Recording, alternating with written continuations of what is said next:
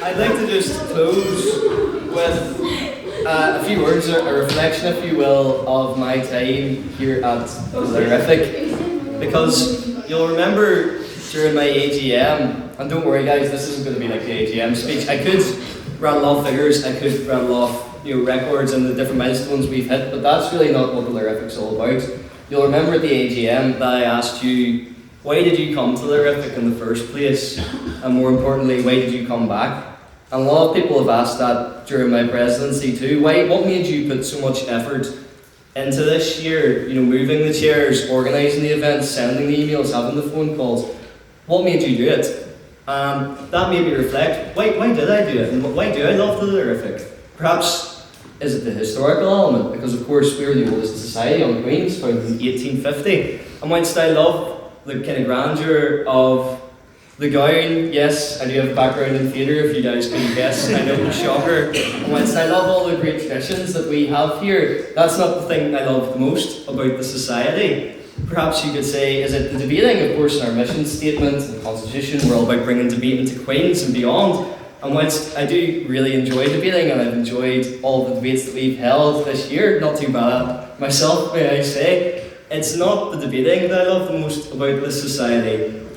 And maybe you'll think, oh, is it the social side? Because as we always say, we're not just a debating society, we're a social society. And whilst I do love the Lavery's, Spoon's, Kremlin trajectory as much as the next guy, and the next guy's Beth, so trust me, that's saying something.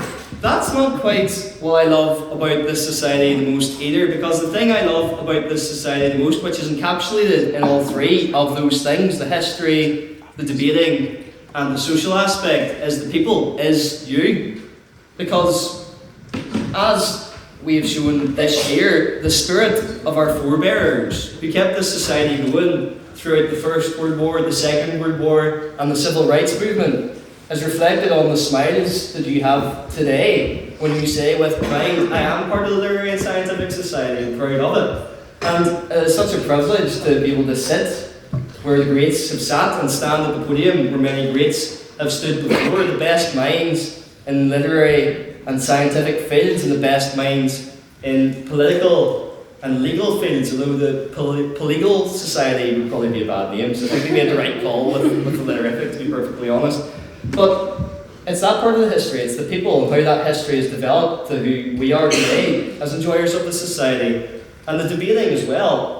To see you guys step up to the podium and spend 90 minutes in this room, even though you come from different backgrounds and have different contrasting opinions, that no matter what's going on in your life, you're able to come together and debate. It's such a pleasure, and a lot of people have asked me, oh, you're the president of the Debating Society, when will we see you debate? Well, the truth is that I have been debating one motion this whole year, and it's this house would love the Lyrific, and I'm incredibly glad to see that you guys have all voted with your feet, being at the debates, being present, but even the smaller things, helping us to bring the chairs into the room, helping us to bring the tables into a room. And last week, at the very end of the debates, I stood in the corner of that room after the debate was over, about half an hour after, and we were thinking about getting cleaned up as a council. And you didn't all vanish away, but you stayed and you talked. And that was something powerful, and that's exactly the kind of thing that I was hoping to achieve when I became the president of this society. That you find a home here in McMurdy Hall, one which will last a lifetime.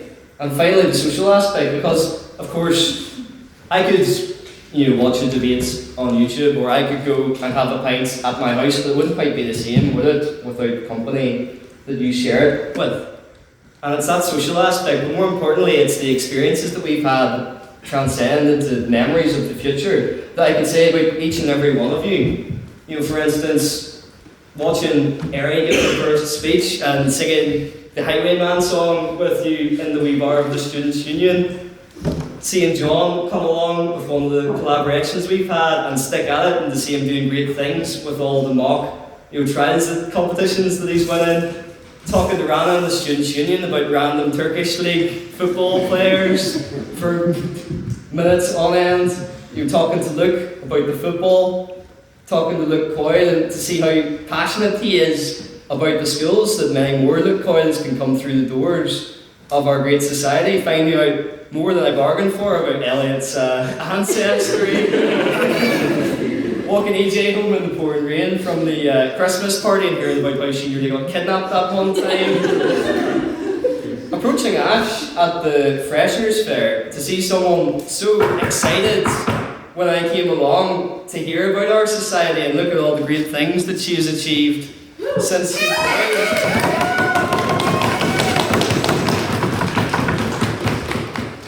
Talking to Owen and Phoebe about their plights to get a house, and eventually they did get one, and I've been there before myself, having an unexpected extended trip to Edinburgh for my weekend with Mr. Turing, chatting to Beth from so much time in the Students' Union, sharing pints, delivering our texts about Eurovision.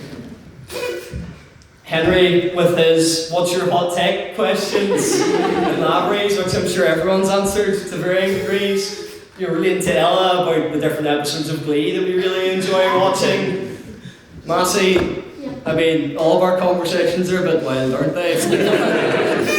But even having you guys at our house as well after us Sphinx, you're always welcome. Coming back to our house at ridiculous o'clock in the morning, trying to be incredibly quiet, tiptoeing up the stairs, being the most quiet, opening my door just to find Rachel and Bethany were lying in my bed, staying up until I came back, which was quite a shock. There are so many memories that we have and experiences, and that is what makes this society great. It is the people, it is the community that we've built here. So my advice for you all, as one last presidential order, for those of you who it's your last year at Queen's University Belfast and your last year with the society, I hope you've had a great experience, and just know that you'll always find your spiritual home in McMorty Hall. Please don't be a stranger in the future. And for all those who still have years left on their degrees, I'll say to you this: get behind Beth the same way that you got behind me, and you'll continue.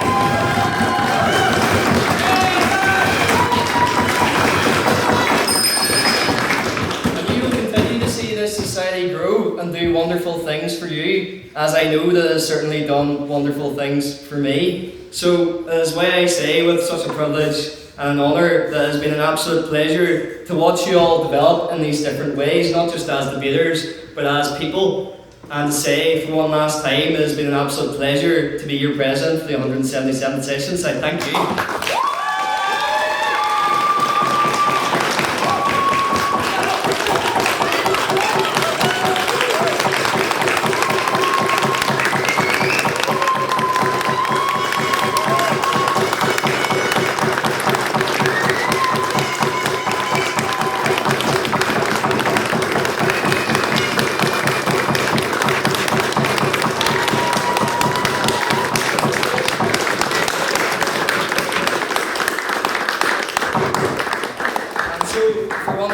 If I could have everyone to the front who's made this society such an enjoyable year, and please do join me to Lavery's, to Spoons, and then of course to Kremlin. Thank you very much.